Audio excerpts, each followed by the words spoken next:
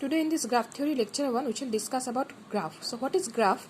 A diagram consisting of a finite number of dots or points together with lines, not necessarily straight lines, joining certain pair of these dots is called graph. So for example, you see here, this is the graph. The vertices are A, B, C, D and the edges are A, B, B, C, C, D. Okay, so this graph consists of 4 vertices A, B, C, D and the edges A, B, B, C, C, D.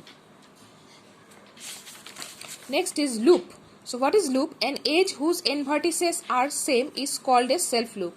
So here A, B, C, for the C, there is an edge here.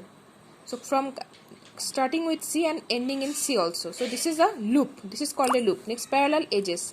There may exist more than one edge associated with a given pair of vertices. Such edges are called parallel edges. Here, for the vertices A, B, there are 2 edges. This is one edge and this is another edge. So these two are called parallel edges.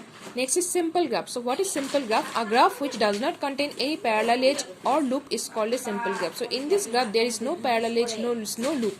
So this is called a simple graph, and this is not a simple graph because these two are parallel edges in this graph. So this is not a simple graph. Next is incidence. When a vertex is an n vertex of an edge, then the vertex and the edge are called incident to each other. Here B and E1 are incident to each other. We can say A and E1 are incident to each other. Next, the vertex B and the edge E2 are incident to each other. Next, the vertex E2 and the edge E2 and the vertex C are incident to each other. So B and E1 are incident to each other. So this is example, one vertex, one edge. So here vertex A, edge E1 is incident. One vertex, one edge. Vertex B, edge E1 is incident. Vertex B, edge E2 is incident. Vertex C, edge E2 is incident. Next is adjacent vertices. 2 vertices are said to be adjacent if they are n vertices of the same edge.